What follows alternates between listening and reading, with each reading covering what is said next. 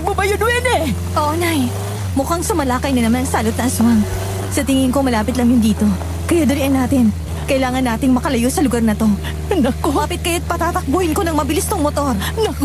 Oo nga. Kailangan na nating umalis dito.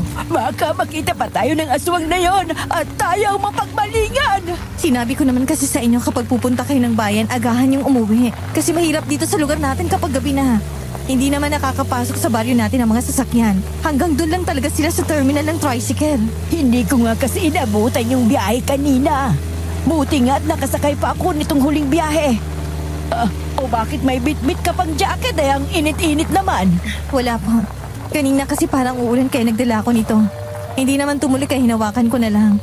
Saka minsan kapag nagmumotor kailangan talaga ng jacket. Ay, abala pa yan. May sidecar naman itong motor natin. Itatali ko na lang itong bayong dito sa kulong-kulong. Ang bigat Nandyan lahat ng pinamili ko. Kanina ko pa nga kinukuha ayon yung ibigay tapos ngayon magrereklamo kayong mabigat. Sige po, itali niyo dyan sa bakal. Nay, ang maliit na bahay pala na yun ang pinasok ng halimaw. Dalian na natin. Nakita na tayo ng aswang. Ayan na ang aswang, Winnie! Humahabol sa atin! Maabutan na niya tayo! Pwede naman kasi itong kalsada natin! Bako-bako at ang lalim ng mga hukay! Ayun ang aswang! Saklolo! Tulong! Hinahamol kami ng aswang!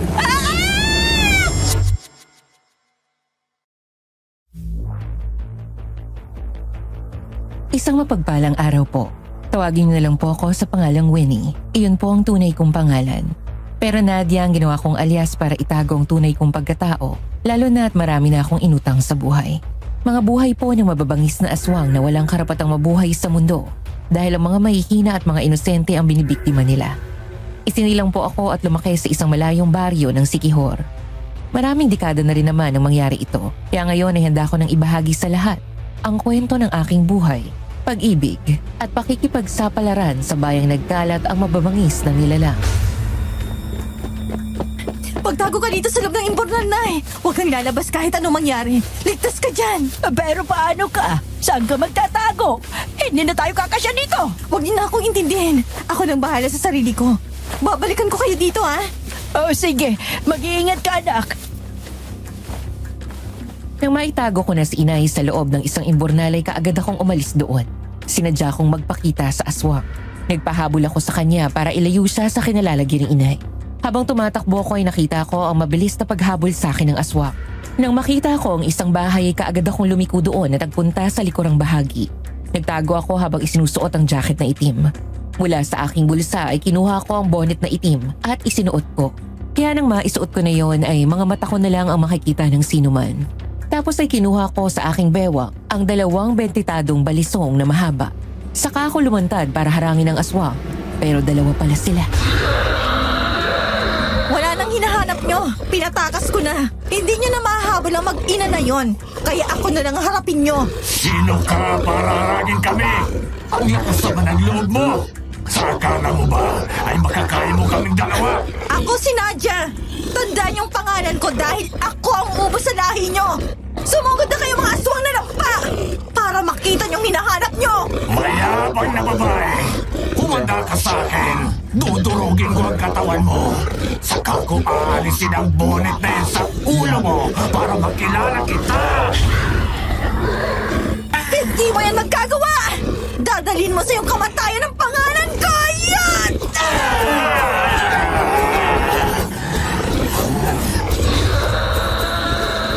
Galit na sumugod ang unang aswang na lalaki. Nang makalapit siya sa akin, ay kaagad niyang tinangka na kalmutin ako ng matatalim niyang kuko. Pero sinalubong ko iyon ng matulis na talim ng hawak kong balisong. Tumagos sa palad niya ang balisong kaya nagulat siya. Tinadyakan ko siya ng malakas. Nang mapaatras siya ay ako naman ang sumugod. Mabilis kong iwanasiwas ang mga balisong na hawak ko. Tinamaan ko siya sa tiyan. Kaya nang hatakin ko ang balisong ay nahiwa ang kanyang tiyan. Lumawit ang kanyang bituka kaya gulat na gulat siya. Nang muli akong sumugod ay hinarang naman ako ng isa pang aswang. Kaya iyon ang tinamaan ng sunod-sunod kong pag-atake. 3 malalalim na tama ng balisong ang tumama sa aswang. Kaya walang buhay iyong bumagsak. Hindi pa tayo tapos Tapos, Nadia, magkikita pa tayong muli! Pababayaan kitang tumakas para masabi mo sa iyong mga kasama na lumayas na kayong lahat sa bayang ito! Dahil kung hindi, matutulad kayo dito sa kasama mo! Nakalatag ng katawan sa lupa! Nanalo ka ngayon, pero darating din sa'yo ang malas.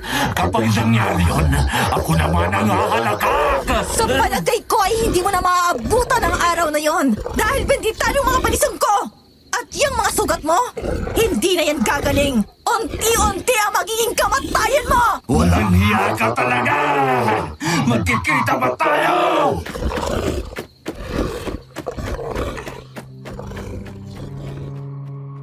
Tuluyan ang lumayo ang aswang at tumakbo papalayo sa akin. Naglaho siya sa dilim. Noon ko naman naramdaman na umiinit ang bintana ng bahay at di naglaon ay sumilip doon ang mag-asawa na nakatira doon. Narinig pala nila ang usapan namin ng mga aswang. Kaya natandaan nila ang pangalang sinabi ko bilang Nadia, tapos ay umalis na ako. Nang makalayo ako sa bahay na yon ay tinahak ko ang kadiliman. Habang naglalakad ay inaliw ko ang aking jacket. Nang makatiyak ako na walang sino man ang nakakakita sa akin, ay hinubad ko na rin ang bonnet. Muli kong binalikan si inay sa imburnal.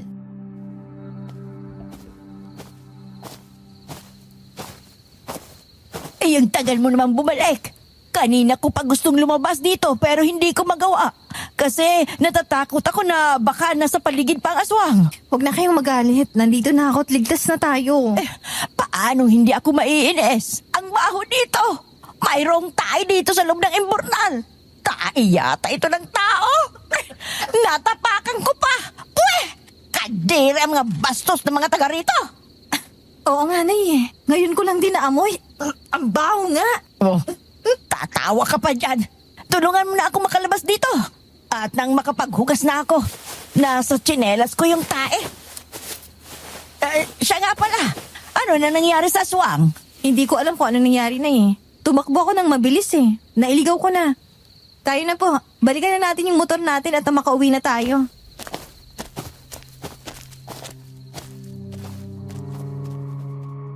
Kahit natuwang-tuwa ako ay pinilit ko nilang pigilan ang aking pagtawa dahil nakita kong naiinis na si inay. Kinuha ko na ulit ang bayong na dala niya at saka ko siya tinulungang makalabas ng imburnal.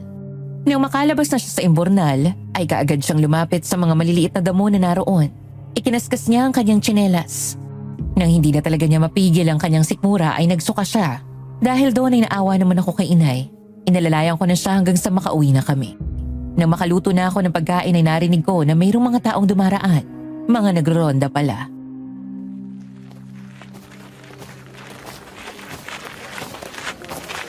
Magandang gabi po, Kapitana Digna. Nagronda pala kayo. Oo, Winnie. Alam mo naman ang sitwasyon ng lugar natin. Ang daming gumagalang aswang. Yun pong bahay dun sa bukana ng baryo natin. Hindi ko alam kung buhay pa sila kasi kanina. Pinasok sila ng aswang. Nang madaanan namin, kami naman ang hinabol ng aswang. Mabuti na lang nakapagtago si Inay sa imburnal. Ako naman nakatakbo rin. Tama ang sinabi ni Winnie. Dahil sa aswang na humabol sa amin, kaya naligo ako kahit gabi na. Nangamoy tayo kasi ako dahil may tayo ang imburnal na pinagtaguan ko. Nakakabwisit! Aling Minda, ang mahalaga ay buhay kayo. Nakaligtas kayo sa aswang. O sige, aalis na kami at titingnan namin yung bahay na sinasabi mo, Winnie. Sige po, Kapitana Digna. Mag-iingat kayo.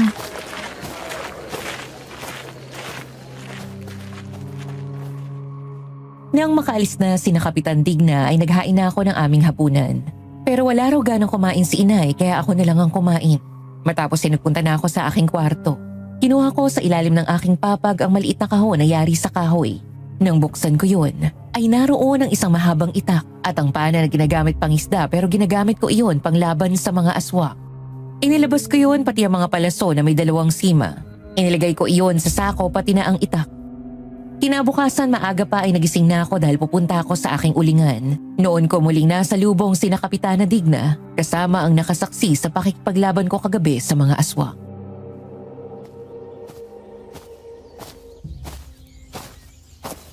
Kapitana, anong balita? Napuntahan niyo ba yung bahay na sinasabi ko? Oo, Winnie. Sa awa ng Diyos ay buhay naman ang mag-asawa.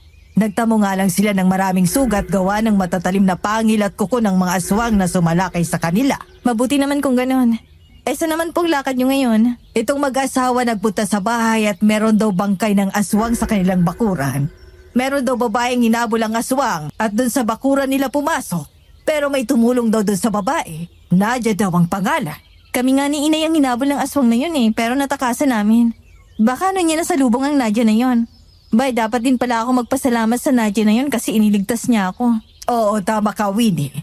Kaya lang, paano naman natin mapapasalamatan ang bayaning hindi naman natin kilala?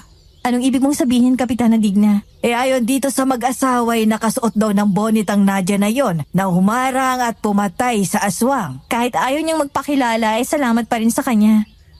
Sige po, pupunta muna ako sa ulingan ko. Hahanguin ko na ngayon ang mga yun Sige na, mag-iingat ka. Pero kakahuyan pa naman ang nasa paligid ng ulingan mo. Baka may maligaw na aswang doon. Kapag alanganin ay tumakbo ka na lang. Huwag kang mag-alala, Kapitana. Mabilis akong tumakbo. Kaya nga di umabot ang aswang kagabi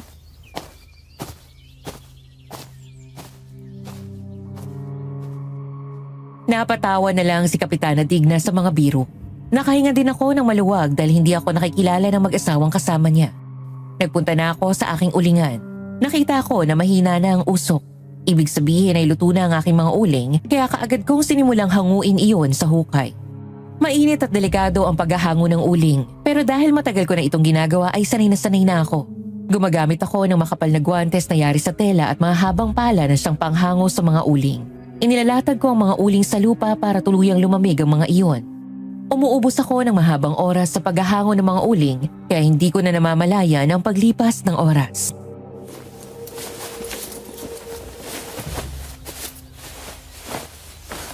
Sa wakas, ay nakita rin kita babae. Kumanda ka sa akin ngayon. Naku, Reden, sa aura mo pa lang ay alam kong ikaw nang dumating. Huwag ka na magtago sa likuran ng puno. Alam kong ikaw yan. Talaga ikaw na ang pinakamagaling na aswang hunter na nakilala ko, Winnie. Ang lakas ng pakiramdam mo. Alam ko na kasing pakiramdam ng aura ng aswang at aura ng normal na tao. Balitang-balita ang ginawa mong pagpatay sa aswang kagabi Kaya Chuck, ang mga aswang ay Chuck na matatakot nang dumayo dito sa baryo mo. Wala namang nakakaalam na ako yun Kaya tiyak na hindi titigil ang mga aswang sa paghahanap kay Nadia. Bakit naman kasi kailangan mo pang itago ang pagiging aswang hunter mo? Bakit kailangan mo pang maglagay ng bonnet? Ang mga kagrupo lang natin na aswang hunter ang tunay na nakakaalam na ako si Nadia. Ayoko malaman ng iba yon, lalo na ng aking nanay. Matatakot siya at mag-aalala para sa akin. Isa pa ayoko ring malaman ng mga tao na ako yon kasi baka ang inay ko ang gantihan nila Sa bagay, may katuwiran ka nga dyan. Makakakilos ka pa rin ng normal kapag ganun. Hindi katulad ko na palagi na lang nag-aalala na baka aswang na ang nasa paligid ko. Palagi ko rin iniisip ang mga mahal ko sa buhay. Kilala na kayo ng mga aswang. Alam na nila na manunugis kayo kaya hindi sila lalaban ng parehas. Kaya palagi kayo mag-iingat. Bakit ka nga pala nandito? Nakisuyo sa akin si Mang Pilino. Ikaw na raw ang humanap at tumapos sa aswang na naghasik ng lagim sa baryo nila. Masyadong mailap ang aswang na yun. Kapag nakita sila, ay agad na umiiwas na, kaya madalas silang masalisihan. Wala ba silang pinagdududaan sa mga kababaryo nila na baka yun ang aswang? Wala Ayon pa kay Mang Pilino, ang madalas na nabibiktima ng aswang na yun ay yung mga dayo sa lugar nila. Paiba-iba daw ng diskarte ang aswang na yun. Magaling ding magkunwari kaya hindi basta-basta mahuli. Alam naming magaling ka sa ganyan. Yun naman talang gusto ko Parang puzzle na binubuo. Sige, ako nang bahala. Pupunta ako kay Mang Pilino. Mag-iingat ka. May mga kasama na tayo na pahamak at napatay ng aswang na yun. Hindi na ako makakasama sa'yo. Gabi-gabi rin kaming nagro-ronda sa aming lugar. Sige, ayos lang. Kami na lang ni Mang Pilino nga hanap sa aswang na yun. Kapag kailangan ko ng tulong mo, magpapasabi ako.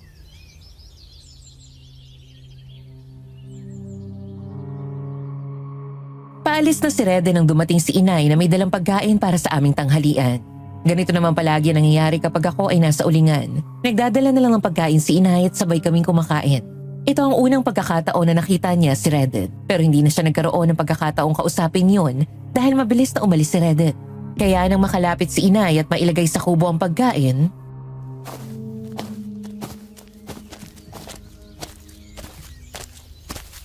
Sino ang lalaking yon? Anong kailangan niya sa'yo? Bibili lang siya ng uling nabalitaan niya na meron akong ulingan. Sakto nga daw ang pagdating niya kasi hahanguin ko ng mga to. Ilang sako ba kukunin niya? 10 sako kaya kapag naiayos ko ng lahat ng to, dadalhin ko na sa kanya. Kikita tayo ng malaki. Mabuti naman kung ganon. Halika na at kumain na tayo. Huwag kang maghugas ng kamay at baka mapasma ka. May dala akong kutsara dito. Sige nga, Nay. Nagugutom na nga din ako eh. Hindi ko na malayang 12:00 na pala ng tanghali.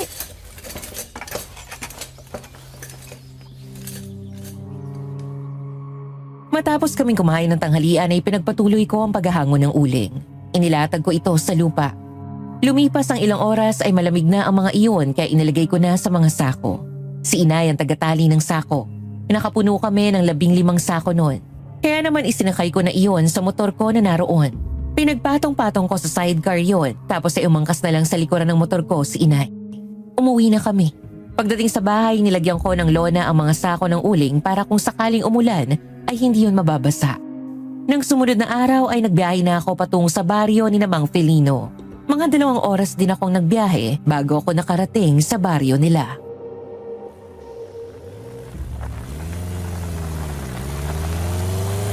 Magandang araw, Mang Filino. Binisita ako ni Reden. Kailangan mo daw ng tulong ko. Oo, Winnie. Naipaliwanag na rin siguro ni Reden ang problema namin dito. Marami na sa mga kasamahan kong nagronda ang napatay ng aswang ngayon. Aba, meron ka palang dala ng mga uling. Oo, mga bagong hango yan. Alam ko kasi na dito sa lugar nyo maraming mga tindahan at ang karamihan sa mga tao gumagamit ng uling. Lalo na yung malapit ang tag-ulan, mahirap kumuha ng panggatong na kahoy. Tama yung naisip mo para yung hinahanap nating aswang ay hindi magduda kung bakit narito ka. Tsaka tayo lang naman nakakaalam ng lihim ko eh. Kaya malaya ako makakaikot dito sa lugar nyo para mag-alok ng uling habang hinahanap ang aswang na yun. Pwede kitang matulungan dyan. Kilala ko ang may-ari ng mga tindahan dito. Maraming salamat naman kung ganun, Mang Filino. Sige po, maaga pa naman eh. Pwede na tayong mag-ikot.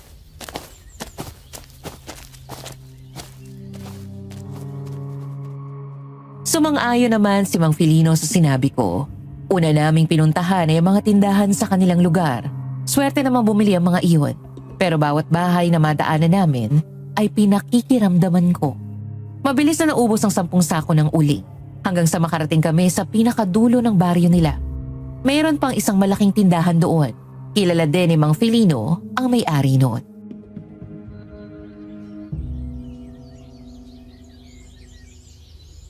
Kukunin ko ng 5 sako na yan. Oo, pwede ko ba mamayang gabi bayaran yan? Kasi pupunta pa ako sa bangko sa bayan para mag-withdraw. Mamayang gabi ang bayad?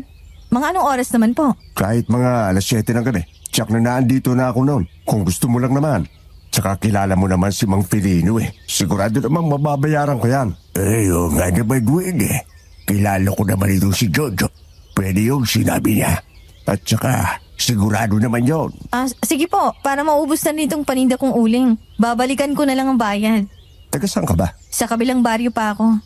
Sige, balikan ko na lang mamaya. Doon na lang muna ako tatambay kina Mang Felino. Sige, ibaba mo na ang huli. Balikan mo na lang ang bayad mamaya.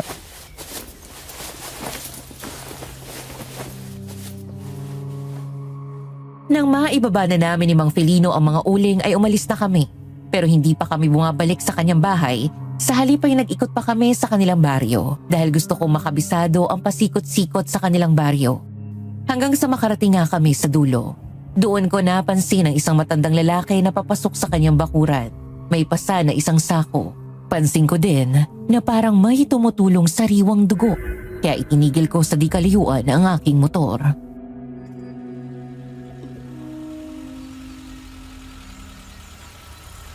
Bakit ka tumigil, Win eh? Kilala niyo po bang matandang yon? Si Istong na taga-katay ng kalabaw yun. Bakit ba? Yung sako na pasan niya, may mga tumutulong dugo. Mukhang sariwa pa. Madalas kasi ay nag-uuwi yan ng mga karne ng kalabaw na kinakatay niya. Inilalagay niya sa sako. Sigurado ba kayo na kalabaw ang kinakatay niya? Yung dala-dala niya, sigurado ba kayo na kami talaga ng kalabaw? Hindi masyadong tahimik ang tao na yan. Kaya hindi kami masyadong nag-uusap. Kung ganoon, dapat nating alamin ang totoo. Papasukin ko ang bahay niya ngayon. Dito ka lang, Mang Felino. Huwag kang magpapakita sa kanya. Kasi kilala ka niya. Hindi pa naman ako sigurado sa hinala ko. Sige, mag-ingat ka, Win eh.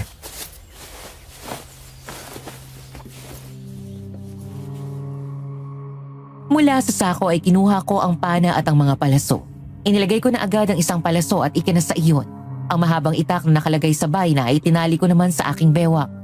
Habang tumatakbo ako papunta sa likuran ng bahay ni Mang Estong, ay nagsusuot na ako ng bonnet. Isinuot ko na rin ang itim na jacket kaya nang makalapit na ako sa may bakod, ay tumalon ako doon. Makapal ang mga halaman sa likuran ng bahay ni Mang Estong, kaya nakapagtago ako roon nang makita ko siyang lumabas ng bahay. Sumilip ako sa butas ng dingding. Una kong nasilip ang ulo ng kalabaw na nakalagay sa lamesa. Naroon din ang mga tinipak na karne, kaya natitiyak kong tama nga ang sinabi ni Mang Filino. Kaya kaagad akong umalis bago pa ako makita ni Mang Estong. Hinubad ko ang bonnet at jacket bag at bumalik kay Mang Filino.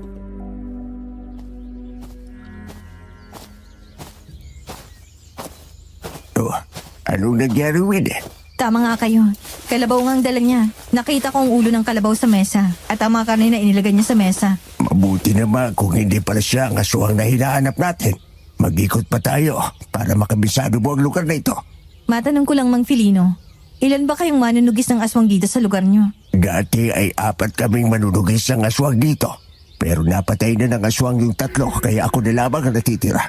Pero marami pa naman akong kababariw na sumasama sa akin kapag nagrurunda sa gabi. Kaya nga, humingi na ako ng tulong sa iyo. Teka, bakit mo naman naitanong? Para makagawa tayo ng mga plano. Lalo na't ayon nga sa inyo, may mga bagong mukha dito sa baryo na binibiktima ng aswang. Pwede akong maging pain para masukol natin siya. Ay, sige, maganda yung meron tayong nakahandang mga plano. Sabihin mo lang kung ano ang gagawin at ihanda ko.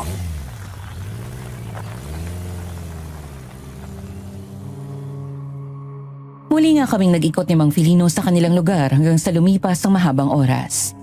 6:00 ng hapon na bumalik kami sa bahay ni Filino. Nagpaluto siya ng pagkain sa kanyang anak kaya sabay-sabay na kaming kumain. Matapos noon ay binalikan ko na si Mang Jojo para kunin ang bayad sa 5 sakong uling. Kaagad naman niyang ibinigay sa akin ng 300 piso nang makita niya na ako.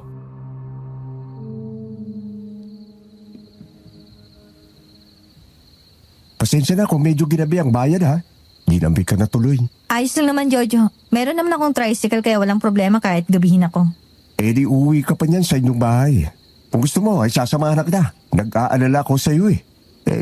Kaya mo ba talagang umuwi mag-isa? Oo naman. Diyan lang naman ako sa kabilang baryo. Mga 2 oras lang ang biyahe dahil pangit ang kalsada dahil sa lalim ng mga hukay. O sige, mag-iingat ka na lang, ha? May napapabalita kasing aswang na gumagala dito eh. Baka magka-interest sa'yo. Maganda ka pa naman. Naku, Mang Jojo. Hindi ako pag-iinteresan nun kasi may uling ako. At saka kung magkakaganon man, hindi siya makakahabol sa akin. Mabilis akong tumakbo. Ikaw talaga puro kakalokohan. Tandaan mo ang aswang ay aswang. Wala silang pinipili na biktimahin. Sige po, alis na ako.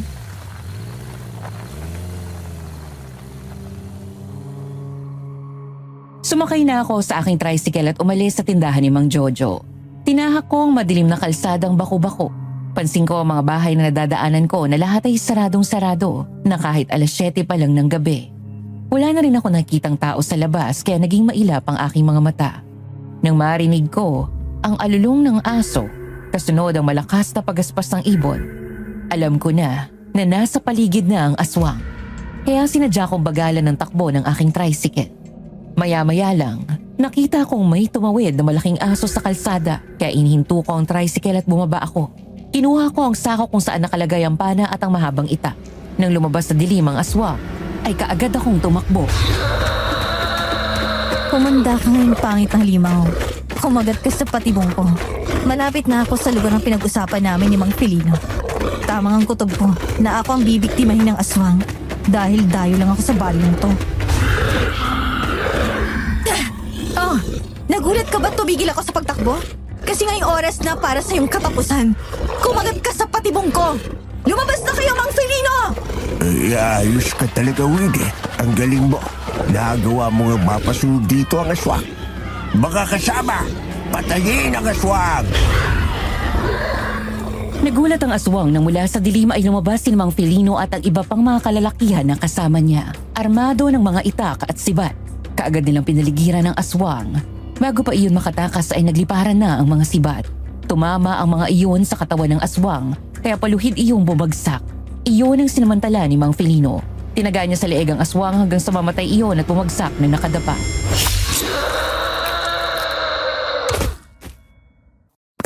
Si Mang Estong ito siya palang aswang. Kung ganun, muntik na pala niya tayong maisahan. Nakala ko rin na isa lang siyang normal na taong tagakatay ng kalabaw. Aswang pala siya. Tapos na ang paghasik ng lagim. Maraming salamat sa tulong mo, Winnie. Winnie, ayos ka lang ba? Opo, Mang Jojo, ayos lang ako. Mabuti na lang nakatakbo ako dito kina Mang Filino. Ito na nga bang sinasabi ko eh. Ang walang hiyang istong pala na ito. Ang salot sa ating lugar. Oo nga, talagang yung mga bagong mukha ang inaabangan ka. Mabuti na lang at nasukol namin siya. Pwede na ako umuwi ngayon, Mang Filino, Mang Jojo. Tapos ng problema niyo dito, patay ng aswang na nanliligalig sa inyo. Sige, Winnie, mag-ingat ka. Silang mag-ingat sa akin. Sige po, alis na ako. Ikaw talaga puro kabiro. Munti ka na nga mapahamak eh.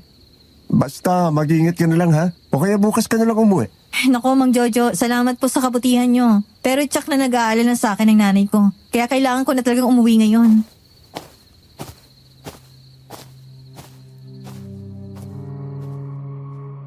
Binalikan ko na nga ang tricycle ko kung saan iyon iniwanan. Kagad akong sumakay doon at umalis na sa lugar na iyon. Naging maayos naman ang aking biyahe hanggang sa makauwi na ako sa amin.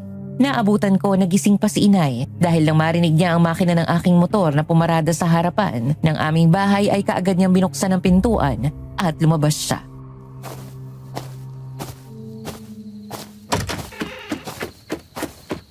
Bakit gising pa kayo, Nay? Malalim ng gabi ah. Wala ka pa kasi. Alam mo naman na hindi ako nakakatulog kapag wala ka pa. Bakit ba ang tagal mong umuwi? Nasiraan po ako, Nay. Kaya hindi ako kaagad nakauwi. Tapos nang maayos ng motor ko, na-flat naman ang gulong ko. Kaya yun, ang tagal na naging biyahe ko. Hirap kasing umanap ng vulcanizing shop. Ganon ba? Ay, kaya naman palang tagal mong umuwi. Mabuti na lang at na-deliver mo ang uling doon sa kausap mo. Oo nga po, Nay. Siya nga po pala. Eto pong napagbenta ng uling natin. Kayo na pong humawak para sa panggastos natin. Halika na sa loob at ipaghahain kita ng pagkain. Ako na lang, Nay. Magpahinga na po kayo at gabi na. Ako na pong bahala sa sarili ko.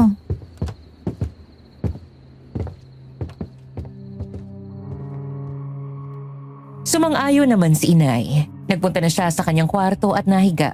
Ako naman ay nagpunta sa kusina at kumain ulit ako ng hapunan. Matapos ay nagpalit ako ng damit at saka ako natulog sa aking kwarto. Itinabi ko sa aking higaan ang pana at itak na nasa sako. Kinabukasan ay maaga akong nagising. Matapos magkape ay pumunta na ako sa aking ulingan. Marami pa kasi ako malalaking puno doon ng bayabas at chiko na hindi pa nauuling. Kaya pagdating ko roon ay inilagay ko na sa malalalim na hukay ang mga punong kahoy. Nang mailagay ko na ang lahat ng natitirang kahoy sa hukay ay halos mapuno na ulit iyon. Inayos ko ang pagkakasalansan tapos ay inilagay ko na ang mga kusot at ipa ng palay. Saka ko sinindihan. Ilang araw lang lumipas ay muli kong nakita si Mang Filino.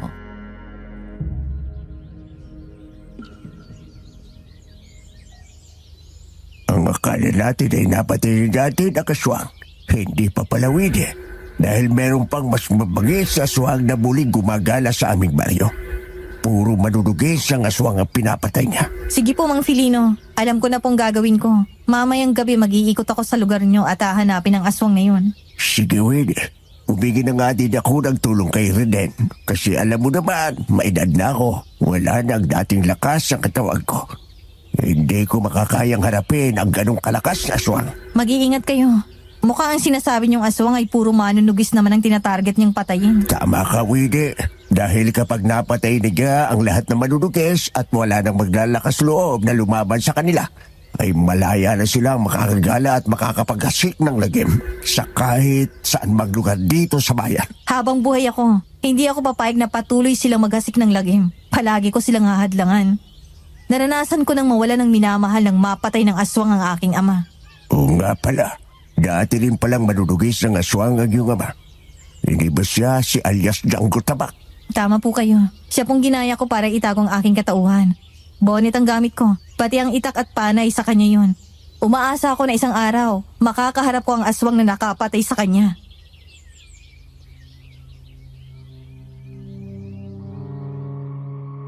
Matapos ang aming pag-uusap ni Mang Filino ay umalis na siya. Noon ko nilapitan ang aking tricycle. Inalis ko ang sidecar para gawing single muna dahil may kalayuan ang lugar ni Mang Filino. Iniwanan ko na sa aking ulingan ang sidecar ng aking motor. Nagulat pa si inay na umuwi ako na nakasingle na ang aking motor. Kagaya ng dati ay hindi ko na sinabi kay inay ang mga gagawin ko. Ayoko kasing mag-alala siya sa akin. Nang dumating ang gabi at nakatulog si inay ay nagbihis na ako. Itim na pantalon at itim na jacket. Tapos ay kinuha ko sa aking kwarto ang itak at pana na nakabalot sa sako. Maingat ako lumabas ng bahay. Itinulak ko muna sa malayo ang aking motor bago ko pinaandar para hindi marinig ni inay ang aking pag-alis. Nang makarating ako sa baryo ni Mang Filino, tumambay ako sa madidilim na lugar.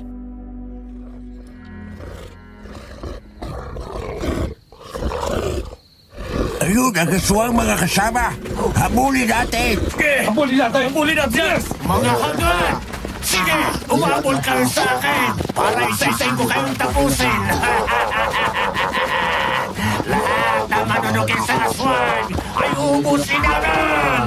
Nagsul sa kakahuyan ang aswang. Nang makita kong patuloy na hinahabol ni Mang Filino ang aswang ay sinalubong ko naman iyon sa kabilang direksyon. Maliwanag ang sikat ng buwan ng gabing iyon kaya kitang-kita ko ang paligid. Hanggang sa magkasalubong kami ng aswang. Nagulat pa ang aswang na makita na nakaharang ako sa daraanan niya. Noon ko napansin na mayroon siyang sugat sa tiyan. Ikaw na naman! Hanggang dito ba naman ay sinusundan mo ako? Natatandaan na kita. Ikaw yung aswang na nakalaban ko sa kabilang baryo. Yung duwag na aswang na binuhay ko para pagsabihan ng iyong mga kasama na itigil ng paghasik ng lagim, hindi ba? Alam na ng buong angkan ko ang tungkol sa'yo. Hindi ka lang namin makilala dahil sa suot mong bonnet. Pero tuloy, para tuloy akong may naalala sa bonnet at kasuotang yan. Tama! Si Janggong Taba! Kilala mo ang taong yon? Oh! Dahil isa ako sa pumatay sa kanya! Dapat pala hindi na kita binuhay nung unang pagkakataong nagkaharap tayo. Dapat pala hindi na kita binigyan ng pagkakataong mabuhay para wala ka nang mabiktima. Iyon ang isang malaking pagkakamali mo. Ang binuhay ako. Dahil ngayon ay huubarin ko ang bonnet mo para ilantad ang pagkatao mo. Mamamatay ka! Ikaw ang mamamatay ngayong gabi! Nangangamoy bulok ng sugat sa tiyan mo, pero ayaw mo pa rin tumigil sa kasamaan mo! Sa galit ko dahil sa aking nalaman ay ako na ang unang sumugot. Hawak ko sa kanang kamay ko ang mahabang itak at sa kaliwa ang pana. Nakakasa na rin iyon kaya na mailaga niya ang aking mga taga dahil tumalon siya ng mataas kaagad kung pinakawala ng palasok. Kaya nang bumagsak ang aswang ay tuwang-tuwa pa siya. Wala ka palang binatbat! Hindi ka man ang tumama sa akin! Sigurado ka ba? Hindi mo talaga agad mararamdaman kasi puro kayabang! Tingnan mo kaya ang tiyan mo!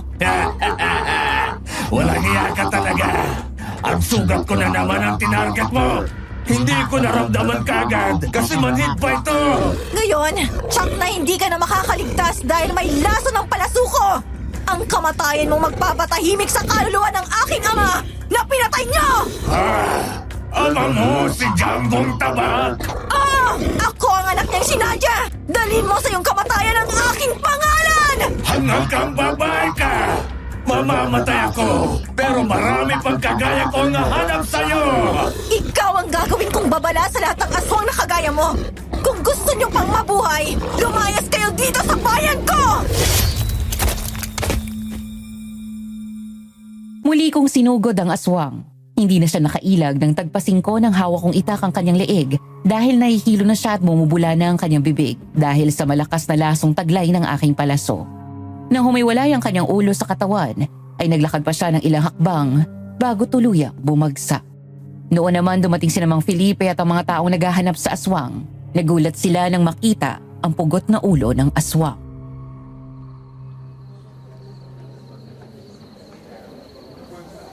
Mabuti naman at nasukol mo siya at napatay. Naligaw kami kasi ang bilis siyang naglaho sa kakahuyan. Pinagbayaran niya ng utang sa aking ama.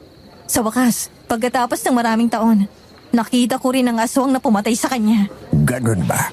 Siya pala yun. Tama na, Mang Filino. Pabayaan na natin siya dito. Gusto kong makita siya ng kanyang angkan para magsilbing babala sa kanila. Ibig sabihin, hindi pa tapos ang laban natin sa mga aswang. Yun ang sinabi niya, Mang Filino. Meron pang kagaya niya na hahanap sa akin para gumanti. Hindi pa pala tayo makakatulog ng panatag. Hindi bale. Ang mahalaga ay isa na namang salot ang nawala. Tayo na mga kasama!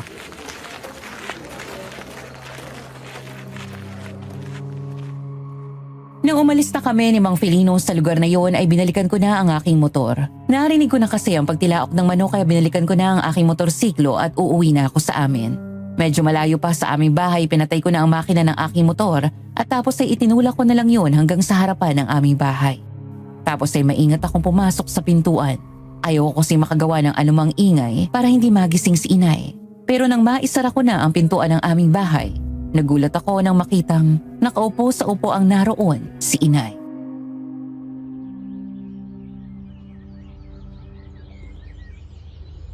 Nay, bakit gising pa kayo? Nagising ako kanina. Sumilip ako sa kwarto mo, wala ka ron. Saan ka nang galing? Doon sa ulingan, Nay. Sinilip ko yung mga uling. Tiniyak ko lang na hindi namatay ang sinding yon. Huwag ka nang magsinungaling sa akin, Winnie. Kailan mo pa ginagawa ang pagtugis sa mga aswang? Oh, ano bang sinasabi niyo, Nay? Bakit ko naman gagawin yun? Nang hindi kita nakita sa iyong kwarto, binuksan ko ang baol ng ama mo. Nakita kong wala roon ang itakatang pana. Pati ang bonnet niya na palagi isinusuot noon kapag mayroon siyang aswang na hinahanap. Nay, ayoko sanang sabihin sa inyong ginagawa ko kasi ayoko mag-alala kayo. Talaga bang sinundan mo ang yapak ng iyong ama? Alam mo ba kung gaano ang paghihirap ng kalooban ko nang mawala ang tay mo?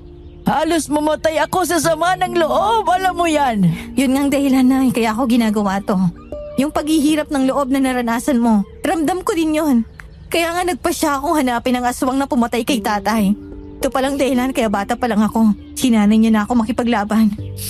Paano kung mangyari din sa iyo ang nangyari sa iyong ama? Parang hindi ko na iyon kakayanin.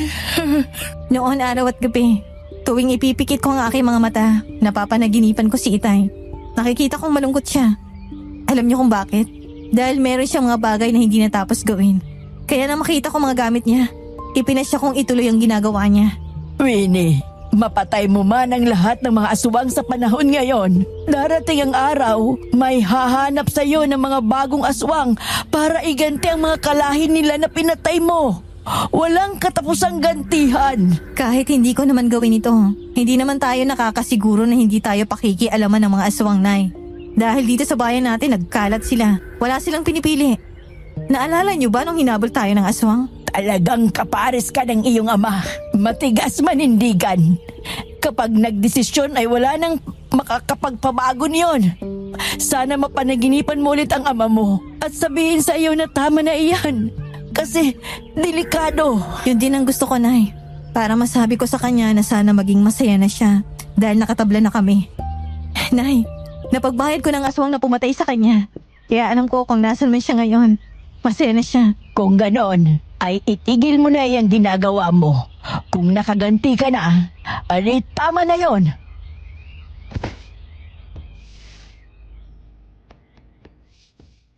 Hindi na ako kumibo. Niyakap ko na lang si inay ng mahigpit.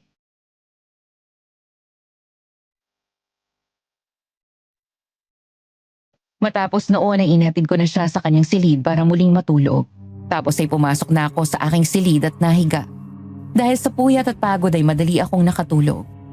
Kinabukasan ay normal na araw naman para sa akin. Maaga pa ay nasa ulingan na ako. Habang nakasalang ang mga kahoy na aking inuuling, ay inihahanda ko na ang mga susunod kong isasalang. Ang malalaking puno na natumba noong mga nakaraang bagyo ay tuluyan ko ng pinutol gamit ang malaking balakol. Hindi biro ang magputol at magsibak ng malalaking puno. At pagkatapos ay bubuhatin pa iyon sa aking ulingan kaya sa araw-araw kong ginagawa ay lumalakas ang aking katawan. Ilang araw lang ang nakalipas, muli kong nakaharap si Mang Jojo nang puntahan ako nito sa ulingan.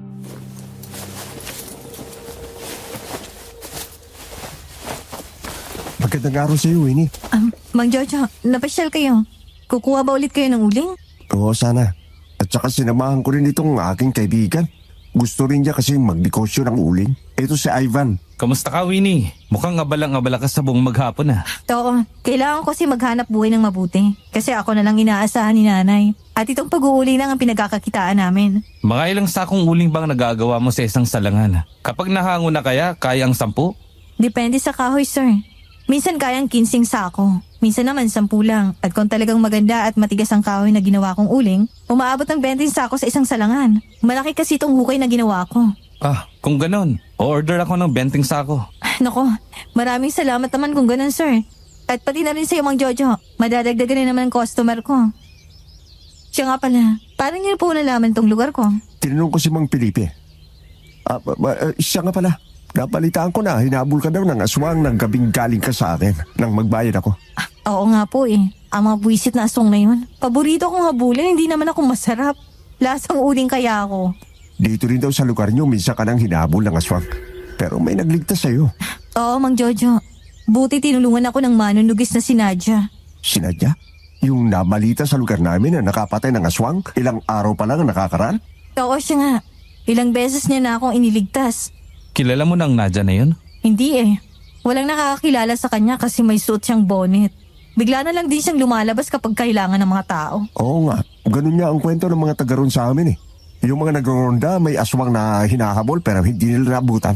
Tapos nakita nila patay na yung aswang at yung Nadia daw ang pumatay. Dapat pala pasalamatan ko ang Nadia na yun. Kasi kung napahama ka, hindi na kita makikilala ngayon, Winnie. Nako sir, parang may laman ng mga sinasabi mo ah. Ivan na lang tawag mo sa akin. Hindi naman tayo nagkakalayo ng edad eh.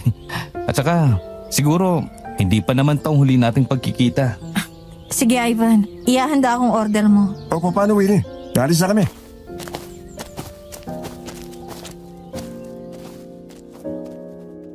Nang tumalikod na si Mang Jojo ay sumunod na sa kanya si Ivan. Pero habang patungo sila sa owner-type jeep na nakaparada sa di kalayuan, ay panayang lingon sa akin ni Ivan. Napansin ko na mababangga na siya ng puno pero nakatingin pa rin siya sa akin. Kumuhay ako para ituro sa kanya ang puno. Akala niya ay kinakawayan ko siya kaya panay din ang kaway at ngiti niya, kaya bumangga siya sa puno at natumba. Parang nahilo kaya naman hindi siya makabangon kaagad, ay nilapitan ko na siya kasi hindi naman siya napansin ni Mang Jojo.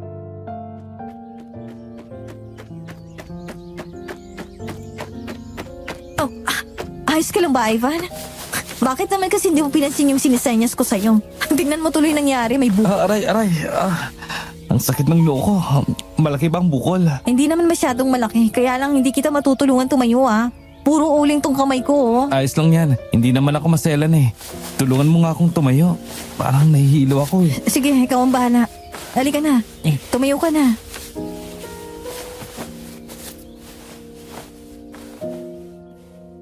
Tinulungan kong tumayo si Ivan.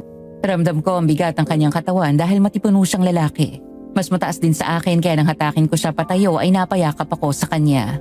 Dahil doon ay lumugay ang aking buhok na mahaba at humampas sa kanyang muka. Kaya nang makatayo na siya ay kaagad akong bumitaw sa kanya kasi naulingan na ang kanyang kamay at braso. Parang nahiya ako kasi kitang-kita iyon kasi maputi ang kanyang katawan.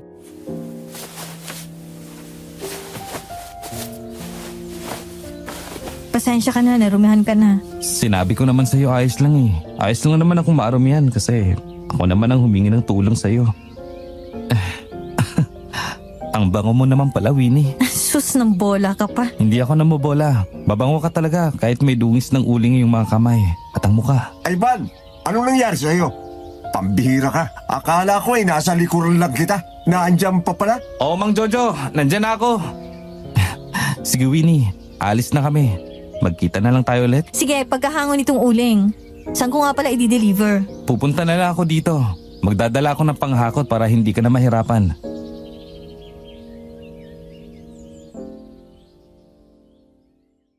Matapos yun ay tuluyan ng umalis sina Ivan. Nang sumunod na gabi nagkagulong muli sa aming lugar.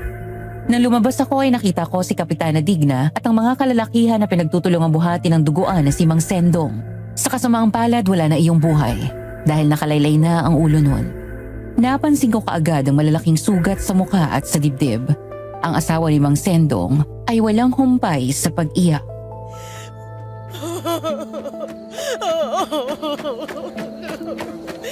Kapitana, anong nangyari kay Mang Sendong? Pinasok ng aswang ang bahay nila. Lumaban siya pero napatay pa rin siya ng aswang. Dadali namin siya sa bayan. Kaya lang ay wala na talaga siyang buhay kaya ibinalik na lang namin. Ano na nangyari sa aswang na sumalakay sa kanya? Babalik yon dahil narinig ng asawa ni Mang Sendong na uubusin daw niya ang manunugis ng aswang dito. Mag-iingat po kayong lahat. Tsak na hindi nga titigil ang aswang ngayon kaya nagbanta siya. Hindi siya papatay ng inosente.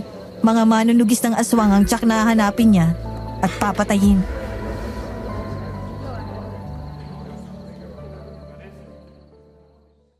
Nang makaalis na sina Kapitana Digna ay isanala ko na ang pintuan ng aming bahay. Nakita kong nakatingin sa akin si inay. Alam ko ang ibig sabihin ng mga tingin niya. Hindi siya papayag na lumabas ako ng bahay para hanapin ang gumagalang aswang. Nakita ko na isinara na rin niya at inayos sa mga kandado ng bintana. Pati ang pintuan ay nilagyan niya ng kadena at padlock. Sa kanya ibinulsa ang susi. Tapos ay nagpunta na siya sa kanyang kwarto. Kaya naman pumasok na rin ako sa aking kwarto at nahiga. Malalim na ang gabi nang makatulog ako. Kinabukasan ay sumama sa akin si inay sa ulingan kaya iniwasan kong banggitin ang nangyari kay Mang Sendong. Tahimik akong nagtrabaho. Inaango ko na ang mga uling sa hukay at inilatag sa lupa.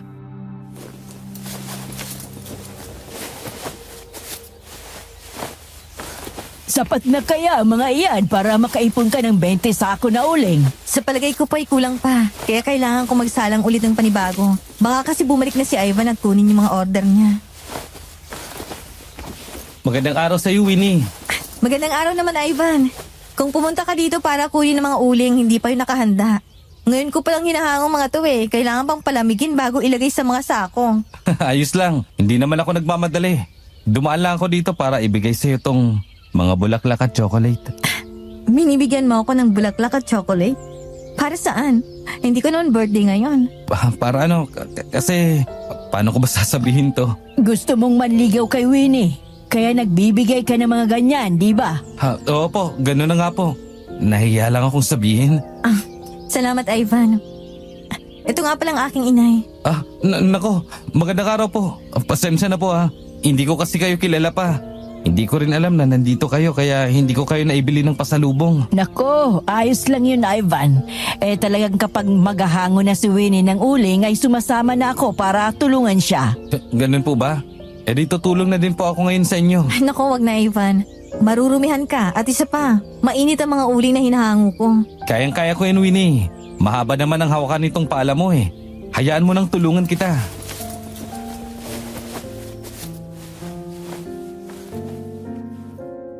Wala na akong nagawa ng kunin ni Ivan ng isang pala at magsimulang palahin ng mga uling na nasa hukay. Napatingin na lang ako kay inay.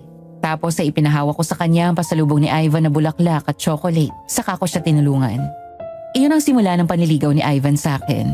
Madalas na siyang pumunta sa ulingan at kapag nakapaghango na ako, ay siya na rin ang bumibili. Hinahakot niya ng kanyang owner at ayon sa kanya ay dinadala niya sa mga suki niyang malalaking tindahan ng uling sa bayan. Naging seryoso siya sa panliligaw sa akin. Kahit nasa bahay ako ay dinadalaw niya ako. Pero kapag kumakalat na ang dilim ay pinapauwi ko na siya.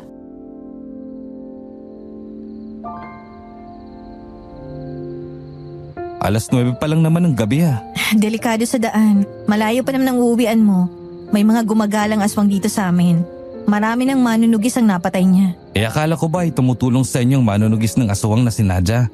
Nasaan ba siya? Bakit pumapayag siya na may mga taong namamatay dito? Di ko alam kung nasan siya. Baka nasa ibang lugar at doon tumutulong. Kaya sige na, umuwi ka na't delikado. Bumalik ka na lang bukas. Nag-aalala ka sa akin ano? Bakit? Kasi mahal mo na rin ako, di ba? oo, ganun nga. Kaya ayoko mapahamak ka. Naiintindihan mo ba? Yes! Sa wakas!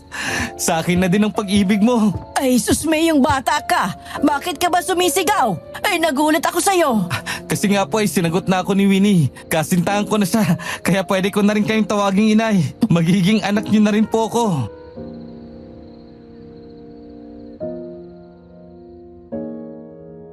Napatawa na lang si inay sa sinabi ni Ivan. Di nagtagal ay nagpaalam na si Ivan at umalis.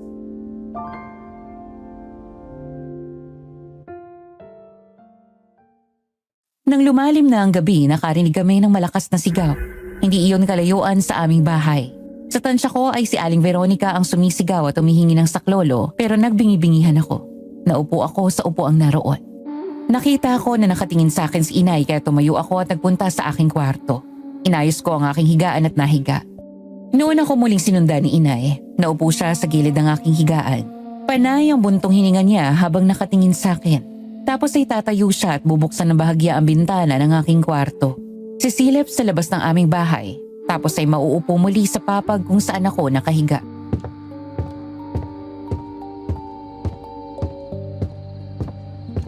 Nay, bakit ba hindi kayo mapakali dyan? Kanina pa kayo palakad-lakad. Ano bang problema nyo?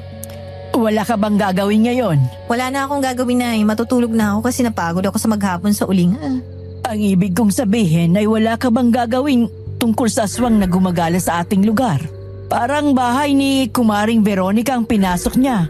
Kapag hindi nahuli o napatay ang aswang na yon, baka dumating ang oras na kahit ang bahay natin ay pasukin niya. Wala naman kang dapat na alalahanin, Nay, kasi wala namang nakakaalam na manunugis ako ng aswang. Dahil sa tuwing pumapatay ako ng aswang, meron akong suot na bonnet. Walang sinisino ang halima, Winnie. Marami pang inosente ang mamamatay at madadamay kung patuloy siyang gagala kagaya ng kumari ko. Ngayon ko naunawaan ng iyong ama. Sige na anak, kumilos ka. Tulungan mo si Maring Veronica. Talaga ba, Nay? Pumayag na kayong ituloy kong gawain ni Itay? Oo, Winnie. Pero mag-iingat ka ha. Tiyakin mo din na walang makakakilala sa'yo.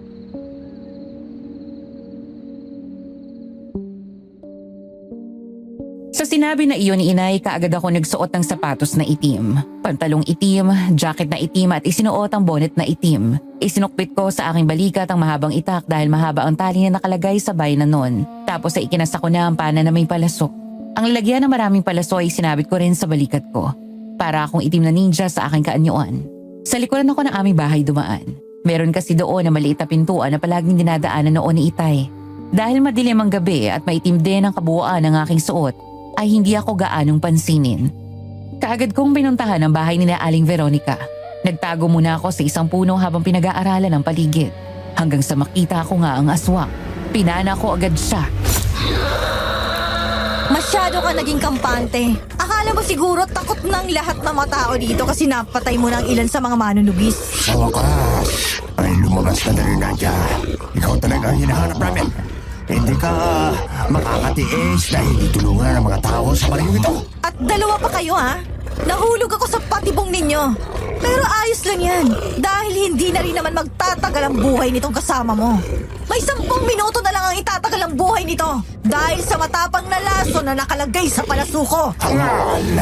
Akala ko na isang ka na namin. Hindi pala. Talagang mas tusok ka nga pala. Kaya nga ngayong gabi mamamatay na kayong dalawa.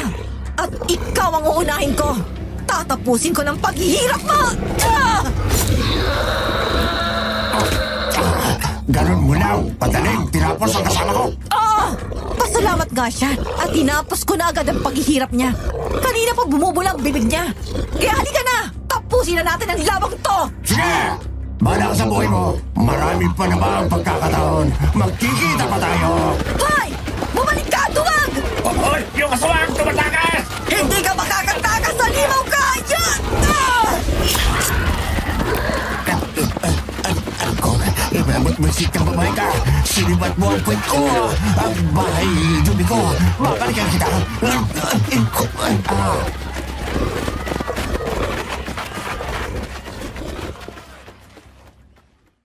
Kahit may mga tama ng sibat sa puwet ng aswang ay nagpilit pa rin iyog tumakas. Hinugot niya ang sibat at saka isinibat sa mga taong humahabol. Tapos ay naglaho na iyon sa dilim. Nakita ng lahat na naroon ang aswang na napatay ko. Saka lang namin pinasok ang bahay ni Aling Veronica. Nakita namin na may hawak na itak si Aling Veronica. Tanda na lumaban siya sa mga aswang bago siya napatay. Pero buhay ang mga anak niya. Nagtago sa loob ng aparador ang mga iyon. Malungkot ako umalis matapos na magpaalam kina Kapitana Digna. Sinundan ko ang aswang dahil sugatan iyon. Alam kong hindi pa iyon nakakalayo pero si Mang Jojo ang nakita ko. Hindi niya ako nakilala dahil may bonnet ako. Kaya naman hindi ako nagpakilala sa kanya.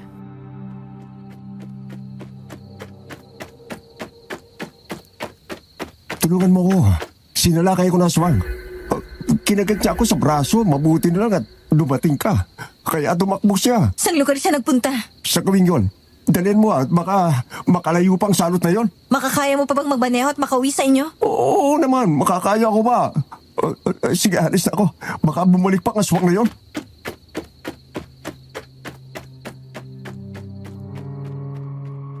Nang makaalis si Mang Jojo ay kaagad kong pinuntahan ang direksyong itinuro niya. Pero hindi ko na nakita ang aswang kaya naman nakaramdam ako ng pagod at umuwi na ako. Kagaya ng dati, sa likuran ng bahay namin ako dumaan. Gising pa si inay kaya sinabi ko ang nangyari sa kumari niya. Nakita ko ang lungkot sa kanyang muka. May bakas ng panghihinaya. Kasi nga naman kung maaga ko nakarating kina Aling Veronica, baka nailigtas ko pa siya. Pero meron nga namang kasabihan, lahat ng tao ay mamamatay at may kanya-kanyang oras lang ang mga iyon. Siguro nga iyon na ang oras niya. Ilang buwan pa ang lumipas na gayana na magpakasal si Ivan. Dahil mahal ko rin siya, ay pumayag na ako. Pero nang matapos ang aming kasal, ayaw ni inay na iwanan namin ang aming bahay.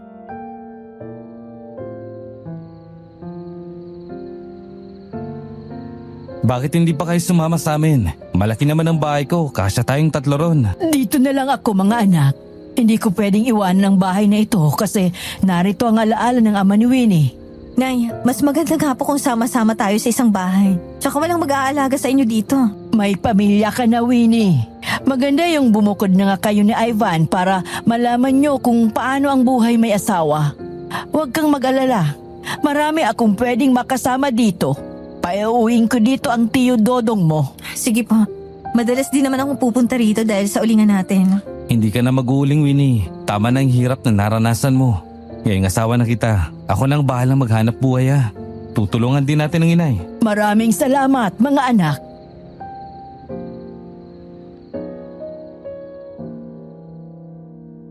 Doon na nga ako tumira sa bahay ni Ivan. Inilagay ko sa ilalim ng malaking bag ng damit ko ang itak at pana pati ang mga palaso. Sa bahay niya ay meron akong sariling aparador sa kwarto na ipinapagamit ni Ivan kaya doon ko iyon itinatago. Naging masaya naman kami sa paglipas ng mga araw. Paminsan-minsan ay dinadalaw namin si inay. Hindi na rin ako nag-aalala sa kanya dahil doon na sa amin tumira si Tio Dodong. Siya na ang katulong ni inay sa pag-uuling. Pero sa paglipas ng mga araw ay mayroon ako napapansin kay Ivan.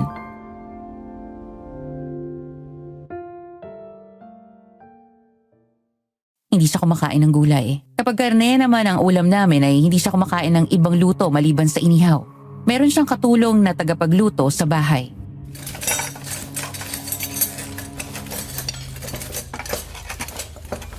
Ayaw mo ba ng ibang ulam? Hindi ka ba nagsasawa ng puro inihaw na lang ang ulam mo umaga, tanghali at gabi? Paborito ko sa karne ang ganitong luto eh. Ayos na sa akin to. Ito ang sekreto ng pagiging macho at gwapo ko. Sus, nagyabang ka na naman sa akin. Bakit? Totoo naman di ba?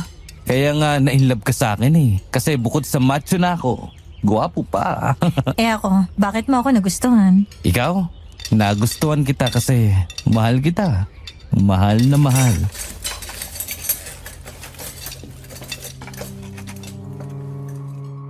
Matapos kaming kumain ay umalis si Ivan. Meron daw siyang aayusin sa bayan kaya naman naiwan ako sa bahay kasama ang aming kasambahay.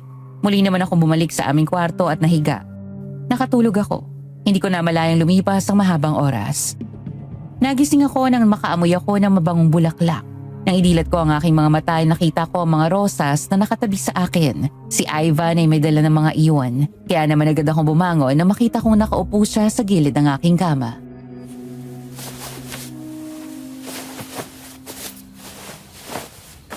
Nakabalik ka na pala. Pasensya ka na. Nakatulog ako. Hindi ko tuloy na malayang nakauwi ka na pala. Mabuti ngayong matulog ka ngayon kasi mamayang gabi pupuyatin na naman kita. Akin ka buong magdamag. Ikaw talaga puro ka kalokohan. Baka marinig ka ni Manang nakakayayo, no? Hayaan mong mainggit si Manang. Hindi naman siya makakapasok ng kwarto kapag nakalak na. Pilyo ka talaga. Kumain ka na ba? Oo, kumain na kami ni Mang Jojo sa bayan bago kami umuwi. Kasama mo pala siya palagi? Oo naman. Siya kasi ang nagiging ahente ko. Siya ang naghahanap ng mga gagawin naming negosyo. Kagaya nung makilala kita. Oo nga, napakabait niyang tao. At masipag na tauhan pa. Lahat ng inuutos ko sa kanya, nagagawa niya ng maayos.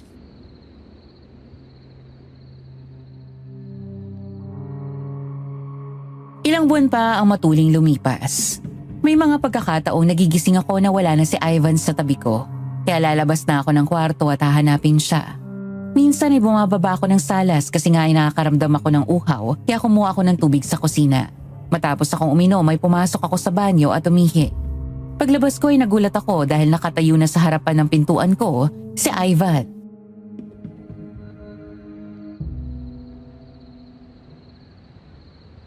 Ano ka ba naman? Magkakaroon ako ng sakit sa puso sa'yo eh. Bigla ka nalang tatayo dyan. Pasensya ka na. Hinanap kasi kita sa kwarto eh. Wala ka doon kaya bumaba na ako dito. Ikaw nga ang wala doon nang magising ako kaya bumaba ako. Saan ka pa galing? Sa labas ng bahay natin eh. May naramdaman kasi akong kakaiba kaya lumabas ako. Umikot ako sa ating bahay. Ano nakita mo? Meron bang aswang? Wala naman ako nakita, kundi isang pusang naligaw yata dito sa bakuran natin. Kaya itinaboy ko na lang palabas ng bakuran. Halika na, bumalik na tayo sa pagtulog.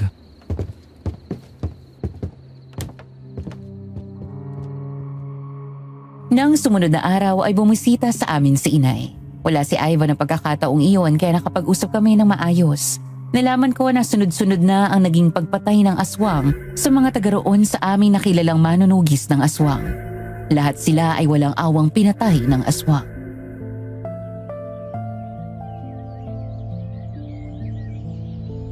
Ang ibig palang sabihin ay para naging malayang mga salot na gumagala sa ating lugar mula nang mawala ako doon. Oo, ganoon nga ang nangyari kaya kahit si Kapitana Digna ay ingat na ngayon kasi kilala din siyang manunugis ng aswang. Ilan na sa kanyang mga kasamahan ang namatay. Sige, Nay. Kapag nagkaroon ako ng pagkakataon, muli akong gagala sa lugar natin nang hindi malalaman ng lahat. Ako nang hahanap sa salot na yon. Hindi mo naman kailangang gawin yun, Winnie. May asawa ka na, kaya kalimutan mo na ang dati mong gawain. Pero kawawa naman ang mga kasamahan kong namatay, Nay. Hindi naman tumitigil sina Kapitana Digna sa pagbabantay at paghahanap sa aswang na yon. Ipaubaya mo na sa kanila ang lahat. Asikasuhin mo na lang iyang si Ivan. Sige po, Nay. Susundin ko kayo ngayon. Pero kapag hindi nila napatay ang aswang na yon, ako nang hahanap sa kanya.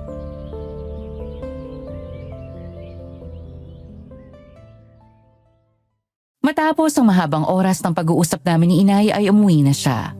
Nang sumunod na araw ay si Mang Jojo naman ang dumating sa aming bahay. Kagaya ng dati nakasuot naman siya ng Ray-Ban na itim. Nakasuot siya ng damit na mahaba ang manggas at kagaya ng dati ay nahihirapan pa rin siyang maglakad. Nang makita siya ni Ivan ay kaagad siyang sinalubong. Ako naman ay pinagpatuloy ko ang aking pagkain pero ang aking pandinig ay nakatuon sa kanilang dalawa.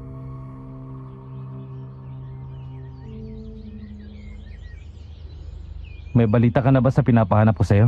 Wala pa eh. Parang wala na yata sa lugar natin. Sa palagay ko ay umalis na talaga yun. Ganun ba? Eh di mabuti kung ganun. Wala na tayong dapat na ipangamba. Baka kasi sundan pa niya dito ang asawa ko. Mahirap na. Tsak na magkakagulo. Pero marami pa rin siyang kasangga dito sa bayan natin. Tinik pa rin sila ng lalamunan natin. Wala akong pakialam sa kanila. Ang gusto ko lang ay maging matahimik ang pagsasama namin ni Winnie. Kung dati ay palagi siyang sinusundo dito ni Nadia at gagawing pain para sa mga aswang na yun, ngayon ay hindi na pwede yun. Ako na makakalaban niya. Parang naririnig kong pangalan ko ah. May problema ba? Ah, yung manunugis na si Nadia mahal ko.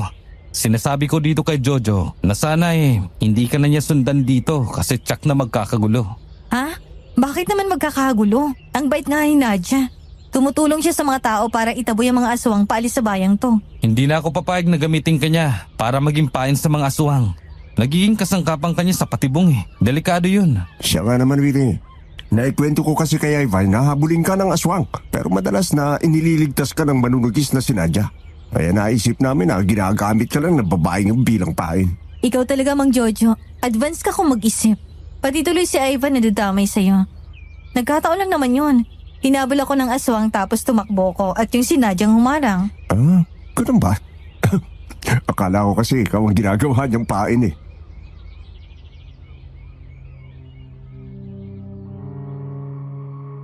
Napansin ko na biglang namula ang mukha ni Mang Jojo. Para siyang nataranta. Panay ang buntong hininga habang nakatingin kay Ivan. Si Ivan naman ay nakatingin lang ng diretso sa mukha ni Mang Jojo. Wala akong makitang reaksyon sa kanya. Parang normal lang sa kanya ang mga pinag-uusapan. Paminsan-minsan ay titingin siya sa akin pero kapag tumingin ako sa kanya, umiiwas siya muli at ibabalik ang tingin kay Mang Jojo.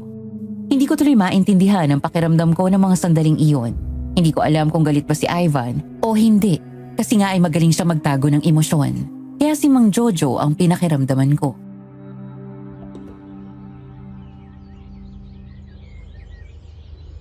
Naalala mo ba nung ginabi ako sa pagkuha ng bayad mo?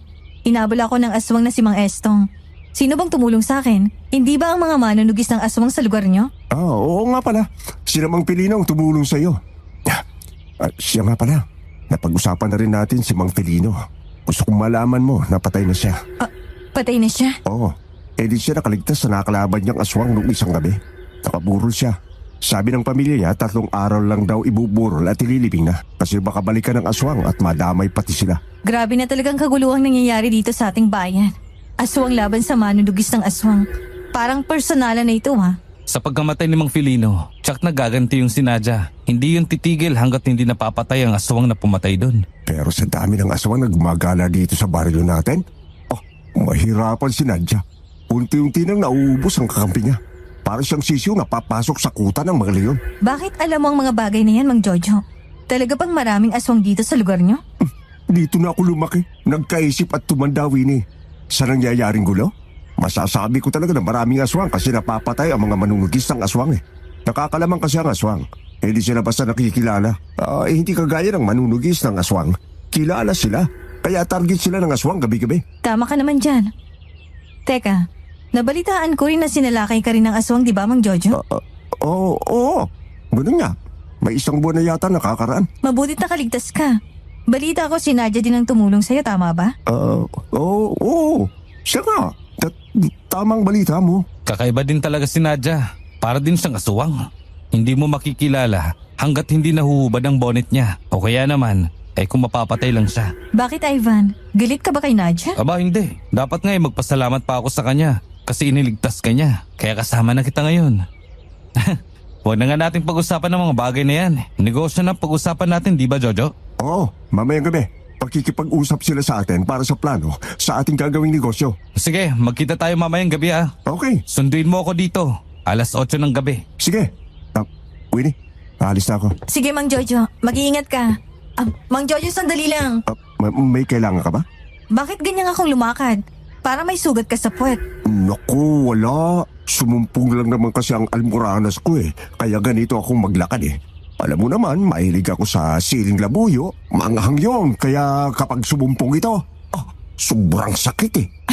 Naku, masakit nga yan. Sige po, lumakad na kayo.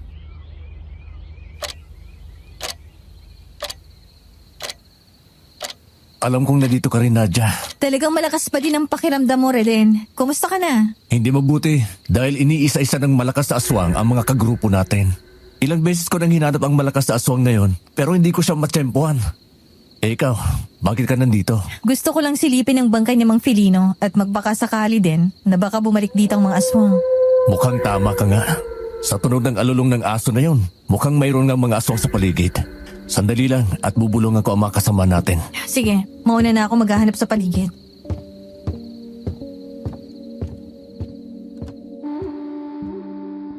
Nang umalis na nga si Reden ay kaagad akong nagpalipat-lipat sa malalaking puno na naroon habang nakikiramdam sa paligid.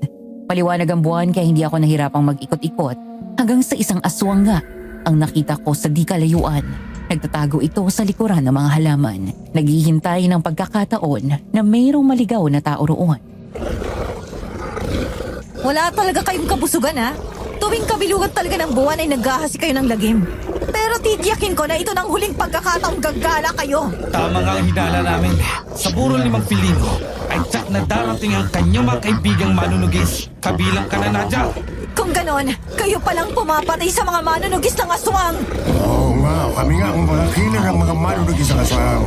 At kayo'y dapat mawala para wala nang madlaw sa mga gawain namin. Magagawa niyo lang ang bagay na yan kapag wala na ako. Kaya nga ikaw matagal ko nang hinahanap eh. Ikaw ang killer ng mga aswang. Kaya ngayong gabi, mamamatay ka na. Tayo na mga kasama! Patayin ang babaeng yan! Kung ganon, tikman niyo ang aking mga palaso! Yeah! Iwasan niyo ang palasina! Taglay niya matapang na lason! Nagawa ng 2 aswang na makailag sa aking palaso. Pero ang babaeng aswang minalas dahil sa kanyang sikmura tumama ang palaso. Nagulat siya at hindi kaagad nakakilos lalo na maramdaman niya ang hapde at paunti-unting pagkalat ng lason sa kanyang katawan. Ang 2 kasama niya ay lalong nagalit. Wala na akong pagkakataon para makapaglagay pa ng palaso dahil nilusob na nila ako kaya hinugot ko ang itak sa aking bewang. Ilang beses akong dinamba ng mga iyon pero nakaiwas ako tapos ay winasiwas ko ang aking itak kaya natigilan ng mga aswang. Napaatras sila nang kumislap ang aking itak dahil tinamaan iyon ng liwanag ng buwan. Bakit natigilan kayo? Natatakot ba kayo sa benditadong itak, ha? Hangal ka, Nadja. Hindi ako kailanman matatakot sa'yo. Humanda ka sa akin.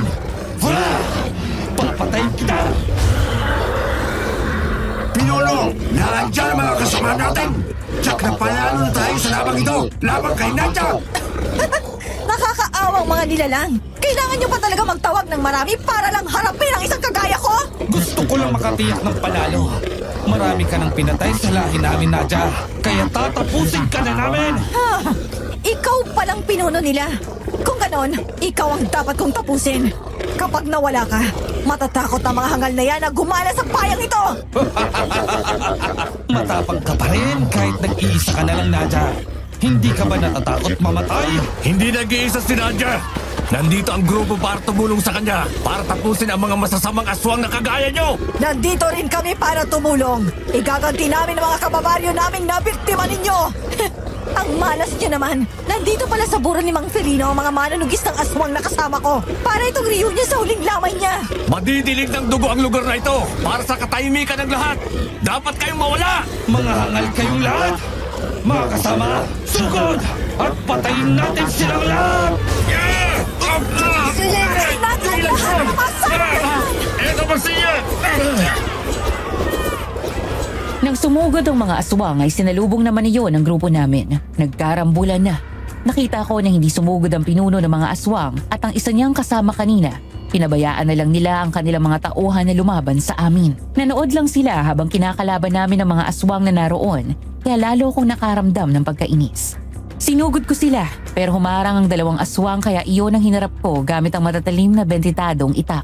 Galit na galit ako kaya malalakas ang ginawa kong pagtaga sa mga aswang na kalaban ko. Lumayo kayo sa akin! Hindi niyo ako mapipigilan! Dalihan mo, Nadja! Nainip na akong makaharap ka. Pero sayang, kailangan mo munang harapin ang mga tauhan ko! Mayabang ka! Lumapit ka dito at tayo maglaban! Isa akong pinuno. Hindi ka makakarating sa akin hanggat hindi mo natatapos ang mga tauhan ko! Nakaharang sa'yo! Nadja! Sa likod mo! Narinig ko ang malakas na sigaw ni Reden kaya matapos kong tagpasin ang leeg ng aswang na kaharap ko ay lumingon ako sa likuran ko pero huli na. Hindi ko na naiwasan ang matalim na kuko ng isang aswang. Naramdaman ko ang kirot ng sugat ko sa likod. Napaatras ako. Nang muling sumugod ang aswang ay sinabuyan ko iyon ng pinong-pinong uling na mayroong kasamang asin na palaging nakalagay sa plastic sa aking jacket. Tinamaan iyon sa muka at sa bibig kaya napaso iyon at saglit na kinusot ng kamay ang mga mata. Iyon naman ang sinamantala ko. Sinaksak ko ang aswang. Tumagos sa dibdib niya ang talim ng aking itak. Walang buhay iyong bumagsak. Oh, may sugat ka. Ayos ka lang ba? Tingnan mo nga, malalim ba? Mababaw lang. Mabuti at makunat ang maong na jacket na suot mo. Kung hindi, tsak na malalim ang magiging sugat mo. Hindi pa tapos ang laban, Reden. Mag-iingat ka. Marami pang aswang. Sige, lalaban din ako hanggang sa makakaya ko. Huwag kayong mag-alala. May tawad pa ako nagtawag ng mga taong baryo para tulungan tayo. Kaya lumaban tayo hanggang sa dumating sila. Sige!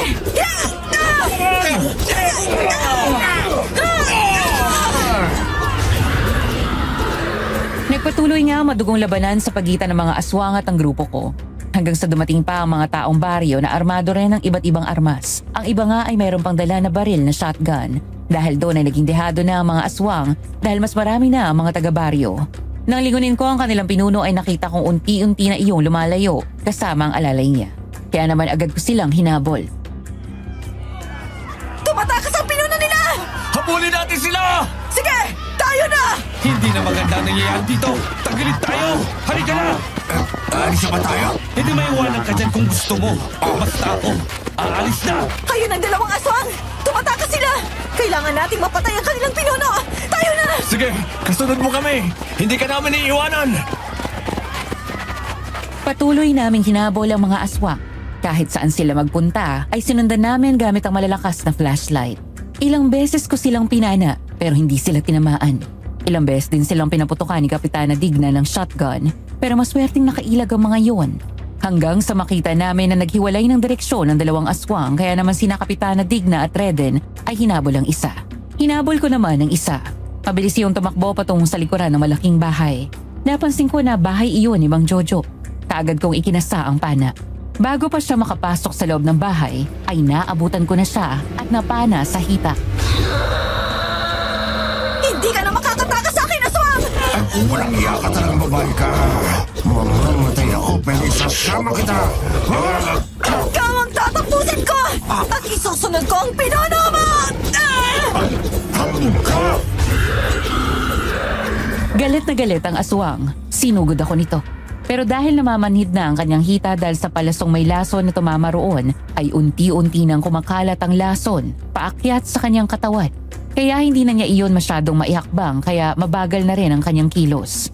Tinaga ko ang kanyang mga kamay ng akmang sasakalin niya ako. Tapos sa isa pang malakas sa pagtaga ng itak ang ginawa ko na tumama sa kanyang katawan. Agaw buhay siyang bumagsak. Habang naghihingalo siya ay bumabalik siya sa pagiging tao. Doon ko siya nakilala.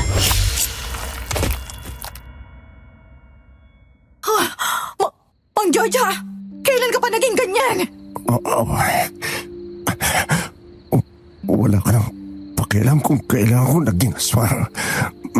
Mamamatay akong dadalhin ang aking mga nalalaman. Mang Georgia, ako si Winnie. Magsabi kayo ng totoo sa akin. Meron akong gustong malaman. Gusto ko makatiyak na mali ang aking iniisip tungkol kay Ivan. Winnie, ikaw pala si Nadia. Opo, ako nga ito. Hindi ko alam na isa rin pala kayo sa kanila. Kaya pala hirap na kayong lumakad. Dahil kayo yung aswang na nasibat sa puwet ng mga taong baryo. Oo. Ako nga yan. Winnie, si Ivan ang pinuno ng mga aswang. Sa kanya ako nahawa. Sana kapag nagkaharap kayo, maging pahinahon kayong dalawa. Kung ganon, siya palang pumatay sa mga manunugis ng aswang. Siyang pinakamalakas sa inyong lahat. Kahit isa siyang aswang, mahal na mahal ka niya. Kaya galit siya kay Nadia. Ayaw niya na gamitin ka ni Nadia sa napain sa mga aswang. Pala, matagal na tayong nag-ulukan. Ikaw din pala si Nadia. Patawad, Mang George. Hindi ko alam eh. Naging malupit tuloy ako sa'yo.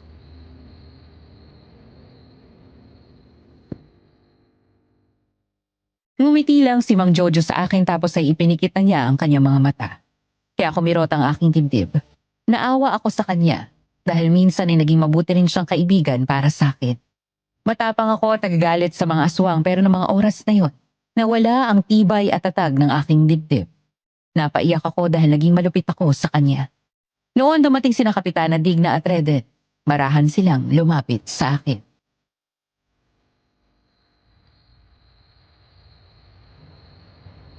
Kaibigan ko siya. Hindi ko alam na isa pala siyang aswang. Hindi rin niya ako kilala dahil sa bonnet na suot ko.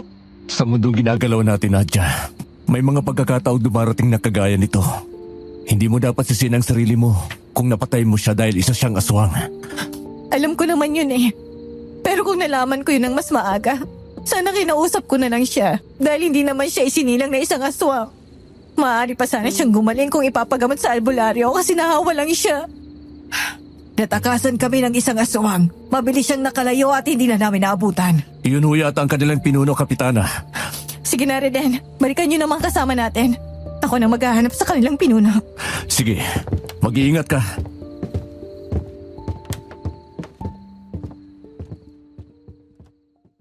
Nang umalis si Reden at Kapitana Digna ay tinakpan ko ng sako ang bangkay ni Mang Jojo. Tapos ay umalis na ako sa lugar na iyon. Ipinasya kong umuwi sa aming bahay ni Ivan. Alam ko na doon siya pupunta. Kaya nagmamadali akong umuwi sa aming bahay. Nang makapasok ako sa bakuran ay nagmasid-masid muna ako sa paligid. Tahimik na tahimik kaya binalikan ko sa likuran ng bahay ang aking damit pantulog. Kinuha ko yon.